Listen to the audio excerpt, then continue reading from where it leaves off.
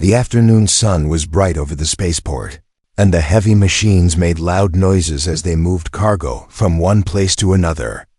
Workers shouted instructions, engines roared, and dust floated in the warm air. In the middle of all that noise, a tired human single dad named Mark walked toward the back of the storage area, holding a small lunchbox in his hand. His shift had been long, and his legs hurt, but lunchtime was the only peaceful moment of his day. He usually ate alone behind the big metal shed. It was quiet there, far from the workers, and he could think about his little son waiting at home. Mark sat down on an empty crate, opened his lunch, and took a deep breath. But something felt different today. He felt a strange presence nearby, like someone was watching him. For a while, he ignored it. But then he heard a small sound, something like a weak breath or a soft whimper. Mark looked around, confused. The sound came again. He stood up slowly and walked toward a stack of cargo crates. The noise grew clearer. When he turned the corner, he froze. A tiny alien girl sat curled up behind the crates. She was no more than 7 or 8 years old. Her skin had a soft silver-blue glow, but it was covered in dust and dirt. Her large dark eyes stared at him with fear, and her thin hands were pressed against her empty stomach. She wore old, torn clothing, and her small feet were bare. She looked like she had not eaten in days. Mark didn't move for a moment. He didn't want to scare her. She looked ready to run, but didn't have the strength to stand. Her breathing was faint, like she might collapse at any second. "It's okay," he said softly. "I won't hurt you." She didn't answer. She just hugged her knees and lowered her head. Mark slowly sat on the ground, keeping distance. He opened his lunchbox again. Inside was a simple sandwich bread, egg, and a little cheese. Not much, but more than what she had. He tore the sandwich in half and placed one part on the ground between them. "You can have this," he whispered. The girl looked up with wide, confused eyes. Her hands trembled as she stared at the food. She seemed to think it was a trap. She didn't move. Mark pushed the food a little closer. "It's for you." Her small fingers slowly reached forward, hesitating, shaking, and she picked up the sandwich. She sniffed it carefully, then took a small bite. Her eyes softened. In seconds, she ate the whole piece, like she had been starving for weeks. Mark watched silently. He knew hunger very well. After his wife passed away, it was only him and his little boy. Many nights he skipped meals so his son could eat. He understood what it meant to be desperate. When the girl finished, she looked at him again, this time with less fear. She whispered something in her language, the words soft and musical. Mark didn't understand, but he felt the meaning. "Thank you," he smiled gently. "You're welcome." A small spark of trust appeared in her eyes. She looked around nervously, then pointed to her mouth again, not for food, but to show she couldn't speak much. Maybe she was too weak. Maybe she didn't know human language. Mark gave her the other half of his sandwich. His stomach tightened painfully. He was giving away his whole lunch. But he didn't care. The girl needed it more. As she ate, Mark noticed something strange above them. A tiny blinking drone hovered silently in the air, almost hidden by the shadows. It watched them with a small red recording light. Mark didn't see it, but the drone saw everything. The girl did notice. Her eyes widened in fear when she spotted it.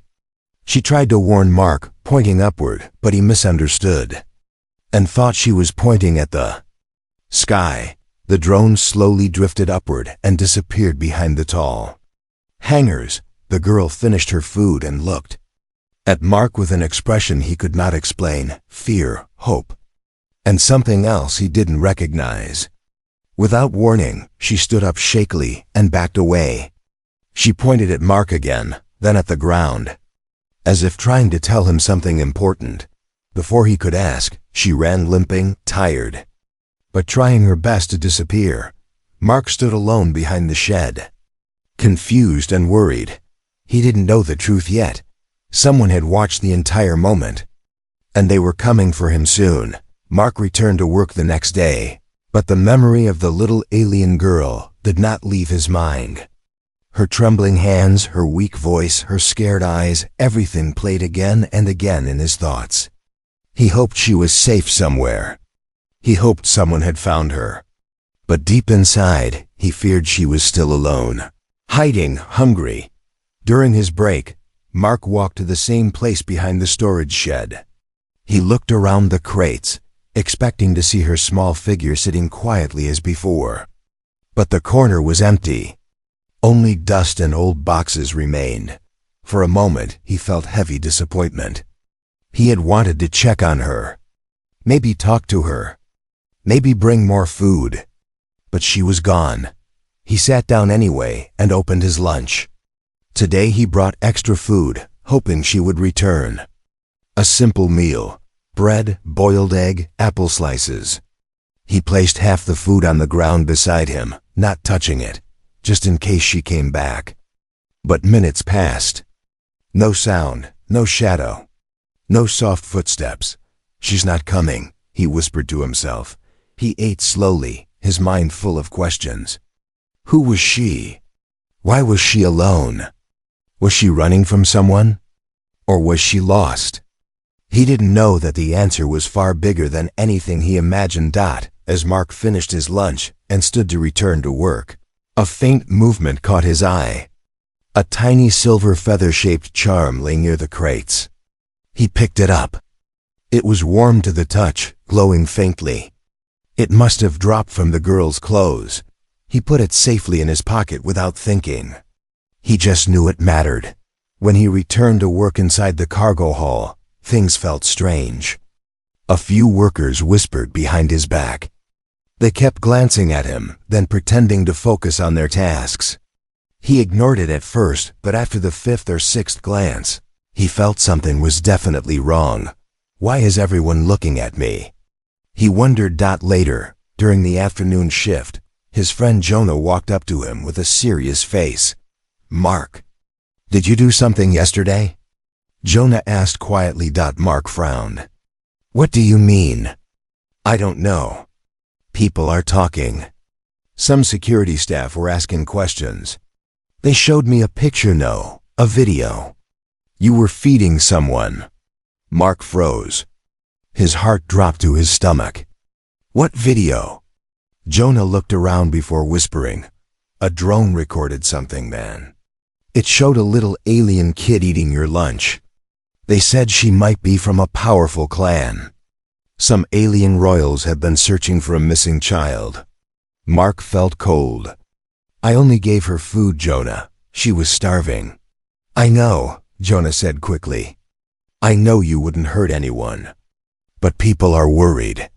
If she is from a royal alien family, then feeding her is not the problem. Being the last human seen with her is. Mark didn't understand. Why would that be a problem? Because they think humans can't be trusted with royal blood, Jonah whispered. Some alien groups believe humans use kindness as a trick. They might think you captured her or tried to get close for a reason. Mark's mind raced. That's insane. I just gave her my lunch. Yeah. But they don't know you, Jonah replied. Before Mark could respond, a loud alarm echoed through the cargo hall. Workers stopped everything. The large metal roof vibrated as something heavy flew overhead. The lights flickered. A supervisor shouted, "Everyone stay inside." No one goes outside. People ran to hide behind machinery and crates. The sound of engines grew louder until the entire spaceport shook. Mark rushed to a small window and looked outside. His heart nearly stopped. A massive alien ship, dark black, covered in glowing blue symbols, was lowering itself onto the landing deck. Its size was bigger than anything the spaceport had handled before. Its armored wings spread like a giant creature preparing to strike. Soldiers stepped out first, tall, intimidating, wearing shining armor and carrying long energy spears. Their eyes scanned the area with cold precision. The workers whispered in fear. Those are palace guards. They only come for royal missions. Who are they looking for? Mark backed away from the window slowly. He felt like someone was squeezing his chest.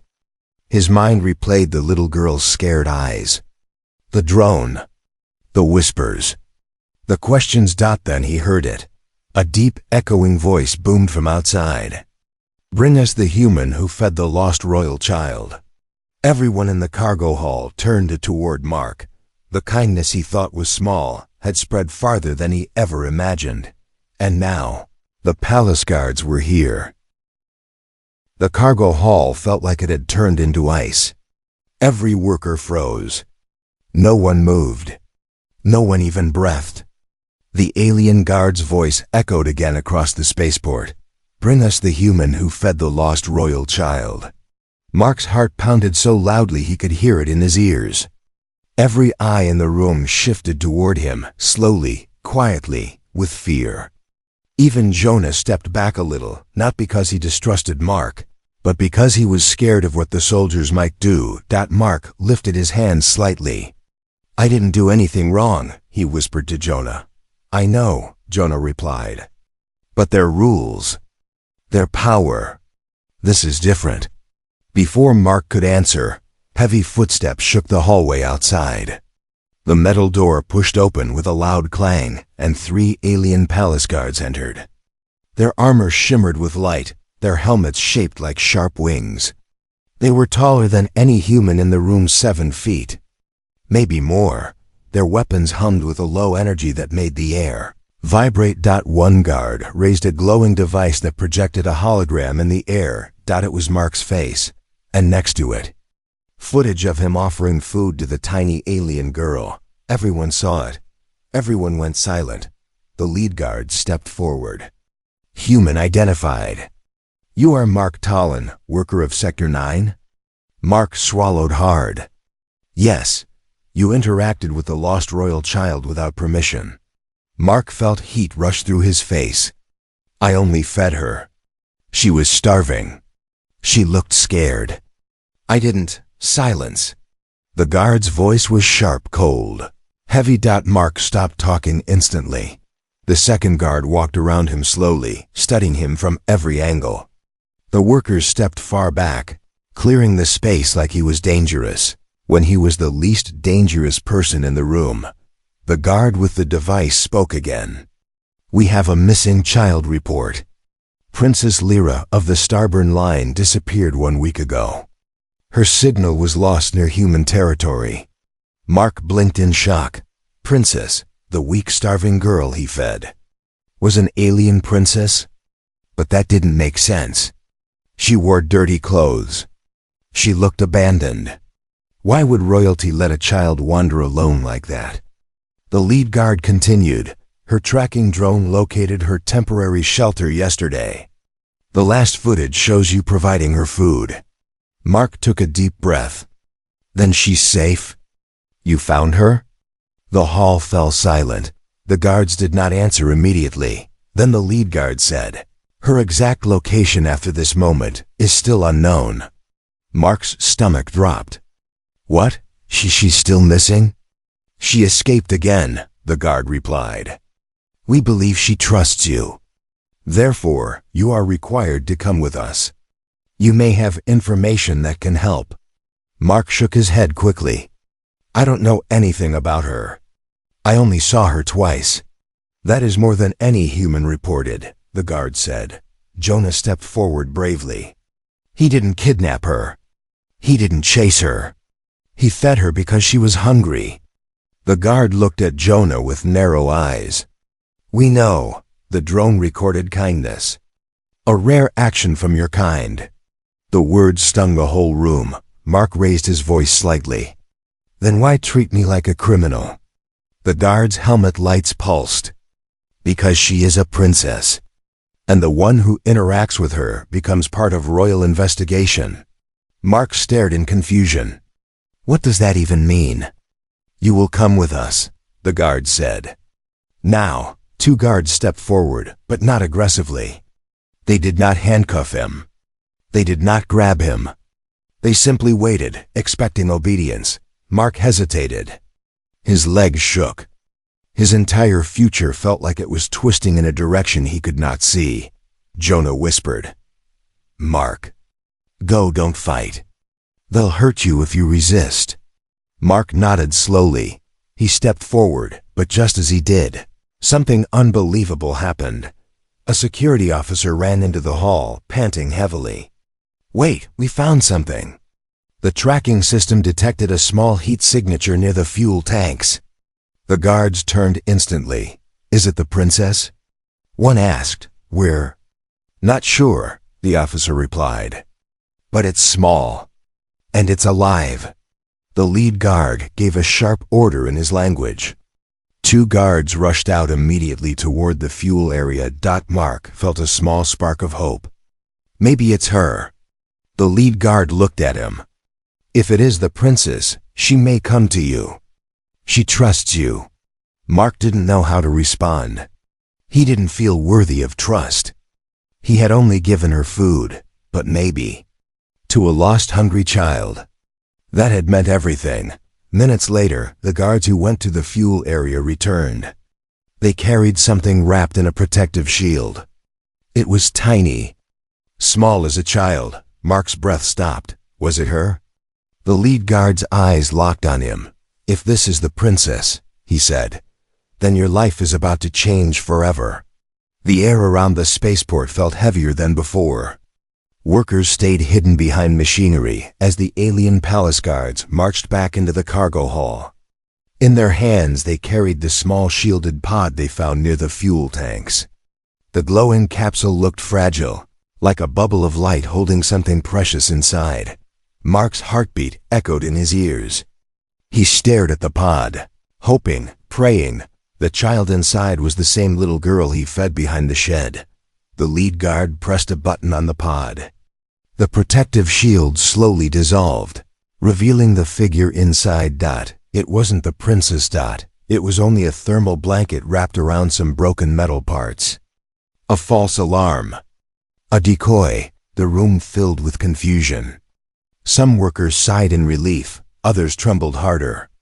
But Mark felt something even heavier wash through him. Fear for the girl. If the pod was fake, then she was still out there, somewhere alone, scared, hungry, maybe being hunted. The lead guard growled something in his language, frustrated.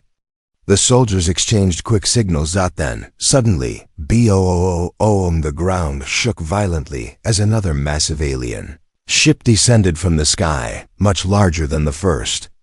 Its engines roared like thunder. Dust exploded upward. Lights flickered. The entire spaceport trembled under the power of its landing thrusters. Workers screamed and ran. Cargo machines toppled over. Even the palace guards stepped back in shock. This was no patrol ship. This was a royal command vessel. Jonah grabbed Mark's arm. "What did you do, Mark? Why would royalty come here? This is insane." Before Mark could answer, the gigantic ship's doors opened with a deep, metallic rumble. A ramp extended slowly to the ground, smooth and silent like a blade slicing through fog. Dozens of elite guards marched out, taller, stronger, and wearing armor decorated with glowing white engravings. These were not normal soldiers. These were royal protectors. Their captain stepped forward. His armor glowed with gold lines. His helmet was shaped like a crown. His presence alone felt like gravity bending around him. He raised his voice. "Where is the human who shared food with the starborn princess?" Everyone looked at Mark again. He felt like the world had pinned him in place. 2 guards approached him, but they didn't touch him. They simply stood on either side, guiding him forward with silent authority. Mark's legs felt weak. He whispered to Jonah, "Tell my son I'll be okay. If I don't come back tonight." Jonah's eyes filled with worry. "Don't say that, man. Just be careful." Mark was escorted outside as hundreds of workers watched in silent fear. The sunlight hit him, bright and sharp. The royal ship towered above him like a dark mountain. Its engines hummed with ancient energy. The alien symbols decorating its hull glowed softly, pulsing like a heartbeat. The captain walked up to Mark, studying him from head to toe. "You are the human called Mark Talon?" he asked. Mark nodded nervously. "Yes, you fed our princes," the captain said. "Why?" Mark took a deep breath. "Because she was hungry and scared. Anyone would have helped her." The captain's cold eyes narrowed. "Not anyone. Many walked past her. Only you stopped." Mark didn't have an answer for that. Without warning, a hologram projection appeared in front of them, the drone footage from earlier. It replayed the moment Mark offered his lunch. The kindness, the care, the gentle way he spoke to her. The royal guards watched silently. The captain spoke again. "You are to come with us." Mark's voice shook. "Am I under arrest?"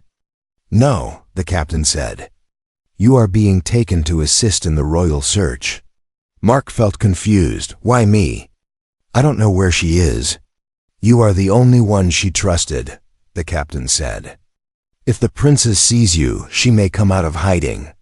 Mark looked at the ground. The thought of the tiny girl hiding somewhere, cold and alone, made his chest tighten. "Fine," he whispered. "I'll help." The royal captain raised a hand. A shimmering energy field wrapped gently around Mark, not hurting him, just protecting him from the ship's atmosphere. "Prepare the chamber," the captain ordered. "We leave at once." Jonah shouted from behind the guard line. "Mark, stay strong." Mark looked back one last time, at his workplace, at the spaceport, at the world he knew. Then the guards escorted him up the ramp. The engines roared. The ground shook. The ship's doors closed behind him with a loud metallic thud. Mark Talon, a simple human single father, was now inside a royal alien vessel, heading toward a place no human from his world had ever been allowed to see. And somewhere out there, the princess he fed was watching too, waiting for him. The moment the ship's doors closed, Mark felt the atmosphere change around him. The air inside was warmer, filled with a soft humming sound that traveled through the metal walls like a heartbeat. Alien symbols glowed faintly, pulsing with every step he took as the guards guided him deeper into the vessel. Mark kept his hands close to his body, not wanting to accidentally touch anything. Everything here looked expensive, powerful, and far beyond human understanding. He felt out of place, like someone who had accidentally walked into a world he didn't belong in. The royal guards moved with perfect discipline. Their armor made no sound, their steps identical, their faces unreadable behind sharp helmets. Mark tried to keep calm, but his mind raced. Will I see her again? What do they want from me? Will I ever go home to my son? The ship's captain walked ahead of him. "Do not be afraid, human," he said without turning. "No harm will come to you unless you lie." Mark swallowed. "I'm not lying. I really don't know where she is." "We will find out," the captain replied. They reached a wide circular hallway. Light rose from the floor like mist. At the center of the hall stood a transparent sphere filled with star maps, glowing lines, and moving symbols. It was the navigation core. The captain raised his hand. "Prepare jump." A voice echoed across the ship. "Jump sequence in 30 seconds." Mark gripped the wall as the entire vessel vibrated. He felt weight shift under his feet. Gravity twisted for a moment. Then the ship leaped into jump space. Colors stretched like rivers of light outside the windows. Space bent and curved in impossible shapes. Mark had traveled on small shuttle transports before, but nothing like this. The captain glanced at him. "First time entering royal jump space?" Mark nodded, trying to keep his balance. "It feels strange." "You will get used to it," the captain said. They walked again until they reached a door with 2 guards standing in front of it. They moved aside silently. "You may enter," the captain said. Mark stepped inside. His breath caught in his throat. There she was, sitting on a soft floating cushion was the small alien girl princess. Lyra, but she didn't look like the frightened child hiding behind crates. She wore clean, glowing white clothing. Her silver-blue skin looked soft, not dusty. Her hair was combed. She seemed healthier, but her eyes were still the same, gentle, scared, and searching. When she saw Mark, she gasped softly and immediately stood up. Her tiny feet padded across the smooth floor. She approached him slowly, then faster, then ran into him with a small, emotional hug around his leg. Mark froze. "Lyra?" She looked up at him with watery eyes. She pointed at his pocket. Mark reached in and pulled out the small, silver feather-shaped charm he had found behind the shed. Her eyes brightened. She touched it gently, then touched her heart. The captain, standing behind Mark, spoke quietly. "That charm is her identity marker. She dropped it while running. We needed someone she trusted to return it." Mark knelt down so he could meet her eyes. "You're safe now, okay? They're here to help you." She shook her head quickly. Her small hands moved in worried motions, like she was trying to warn him about something. She grabbed his hand and pulled him closer. The captain noticed her behavior and frowned. "Princess, speak. What is wrong?" She hesitated, then lifted her hand and drew a symbol in the air, 3 sharp lines crossing over a circle. Every guard in the room stiffened instantly. Mark didn't know what it meant, but the reaction around him felt terrifying. The captain spoke slowly, voice low and tense. "That symbol means danger followed her. Someone chased her out of the palace." Mark's breath hitched. "Chased her? Why would anyone chase a child?" "She carries royal blood," the captain said. "Some want power. Some want control." He paused. "And some want revenge." Princess Lyra tugged Mark's sleeve again. She pointed between him and herself, then at the glowing door. "She wants you protected," the captain said. "She believes you are in danger too." Mark felt a chill run down his spine. "Because I helped her." "Yes," the captain replied. "Your kindness made you part of her life. Those hunting her may now hunt you." The ship shook suddenly. An alarm screamed through the halls. A voice shouted, "Unknown vessel approaching. Fast-armed hostile." The captain's eyes flashed with anger. Guards rushed into formation. Princess Lyra grabbed Mark's hand tighter. The kindness that brought him here was now pulling him into a battle he never expected. The alarm continued to echo through the royal ship, its sharp sound bouncing off every metal wall. Soldiers rushed in every direction, shouting codes Mark didn't understand. Lights turned red.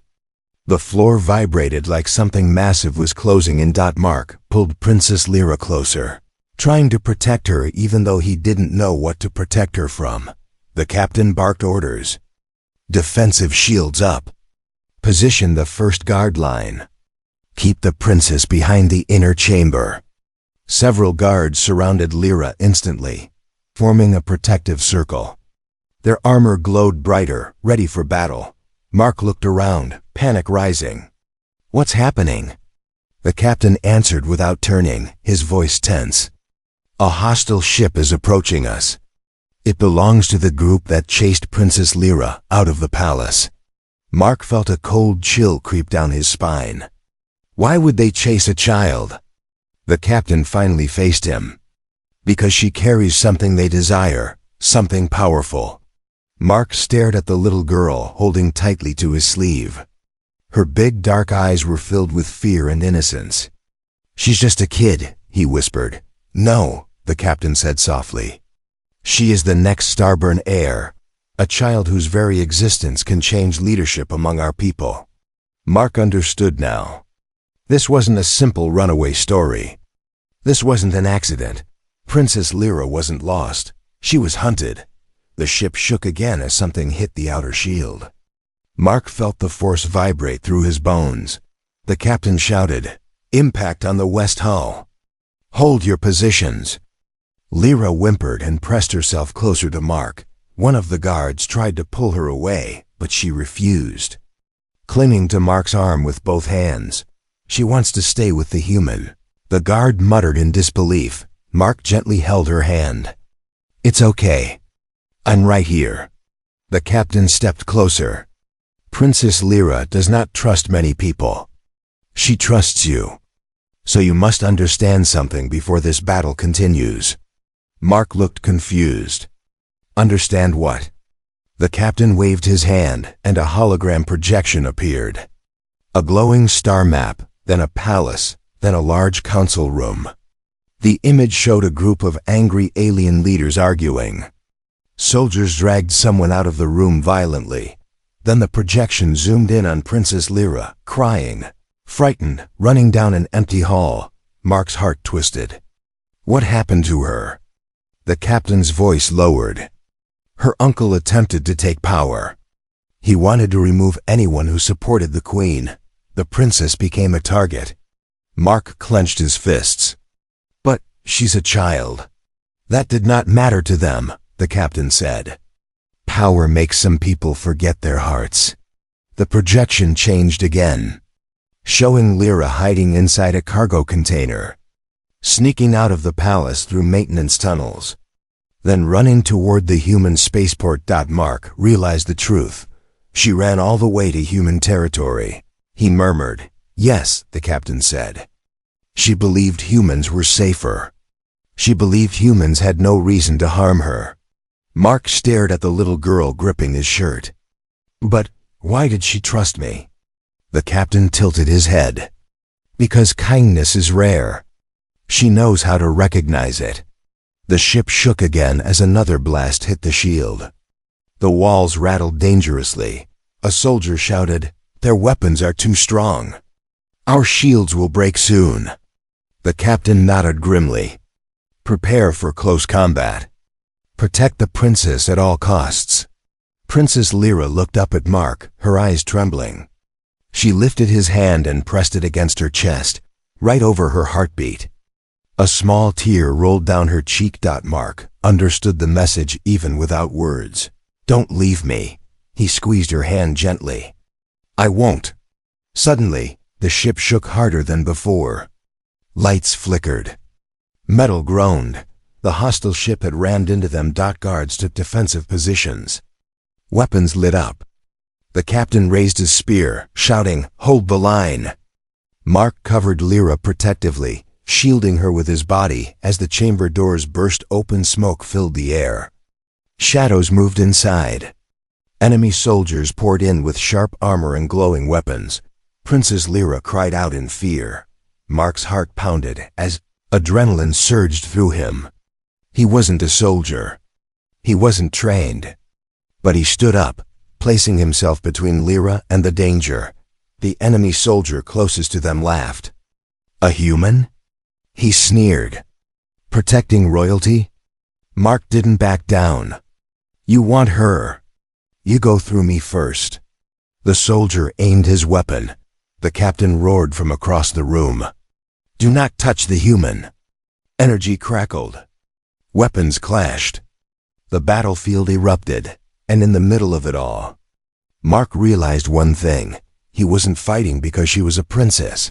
He was fighting because she was a child, because she trusted him, because kindness had brought him here. And now courage would decide whether they survived. Chaos filled the royal ship as enemy soldiers pushed deeper into the corridor. Sparks burst from the broken ceiling lights. The air smelled like burning metal and smoke. Every guard fought with desperate strength, but the enemy numbers were overwhelming. Mark held Princess Lyra behind him, refusing to move even a step away from her. His arms shook, his breath came in sharp gulps, but he stood like a wall. One enemy soldier stepped forward, aiming a glowing blade toward Lyra. Hand over the child, he snarled. Mark spread his arms wide. Over my dead body. Before the soldier could swing, a blast of bright blue energy shot across the room. The captain's spear. The impact threw the enemy back into the wall. The captain reached Mark and Lyra, breathing hard. We must reach the inner throne chamber. It has the strongest shield. Mark grabbed Lyra's hand. "Lead the way." The captain gave orders, and a group of guards formed a defensive circle around the princess and Mark. Together they ran through smoke-filled hallways, turning sharp corners, stepping over fallen soldiers, both friend and enemy. Lyra clung tightly to Mark, her small fingers wrapped around his wrist. Every time the ship shook from another impact, she flinched, then pressed herself closer. They reached a large, silver door. The captain touched a symbol, and it slid open, revealing a tall, round room with shimmering walls. The moment they entered, the door sealed behind them with a metallic thud. "We are safe here for now," the captain said. Mark knelt beside Lyra. "Are you okay?" She nodded, though tears still clung to her lashes. She touched his cheek gently, a gesture full of trust. Before Mark could speak again, a soft voice echoed through the chamber. "Bring her to me." A hidden door opened. A tall alien woman stepped inside, wearing long glowing robes, her presence commanding yet gentle. Her eyes were a deep gold, full of power and sorrow. Princess Lyra gasped and ran toward her. "Mother!" Mark froze. This was the queen. She lifted Lyra into her arms, holding her like she had been searching for her forever. Tears streamed down her cheeks. "My daughter! My little star! I thought I lost you." Lyra pointed toward Mark, her tiny hand shaking. She spoke softly in her language, explaining something desperately. The queen looked at Mark now, really looked at him. The captain spoke quietly. "Your Majesty, this human protected her. She trusts him." The queen approached Mark slowly. He bowed awkwardly, unsure what to do. "I'm just a worker. I didn't do anything big. You fed her," the queen said, her voice warm but powerful. "When she had nothing. When she was alone. When others walked past her as if she was invisible." Mark lowered his eyes. "She was hungry. That's all." "That is not all," the queen replied. "Kindness is rare. And your kindness saved her." A deep rumble shook the floor, the hostile ship trying to breach again. "Guards TENCD." The queen lifted her hand, activating a shield around the chamber. "You are safe in here." She then gestured to the captain. "End this." The captain bowed and left with the guards to finish the battle. Outside, Mark stayed with the queen and Lyra. The little princess walked to him and placed her silver feather charm in his hand again, but this time she folded his fingers over it like a gift. Mark shook his head. "No, this belongs to you." Lyra pressed it against his chest. The queen smiled softly. "She wants you to keep it. It is a royal token. It means you saved her life." Mark didn't know what to say. "I just did what any decent person would do." "No," the queen said. "You did what a good heart would do." The ship finally stopped shaking. Silence filled the chamber. The battle was over. Moments later, the captain returned. "Your Majesty, the enemy has retreated. The path is clear." The queen held Lyra's hand and looked at Mark. "Come with us." Mark blinked. "To where?" "To the palace," she said gently. "My daughter wants you there. And you deserve a place where your kindness is honored, not ignored." Mark thought of his son back home, the little boy waiting for him. "But, my child, we will bring him too," the queen promised. "No one who protects my daughter will ever be alone again." Princess Lyra smiled brightly and hugged him one more time. Mark closed his eyes. A simple lunch behind a storage shed. A small act of kindness had changed his life more than he ever imagined. The queen bowed her head slightly, a gesture of respect. "Welcome, Mark Talon," she said softly. "Friend of the royal house." And with that, the human single dad walked forward, toward a new life, a new family, and a future he never expected.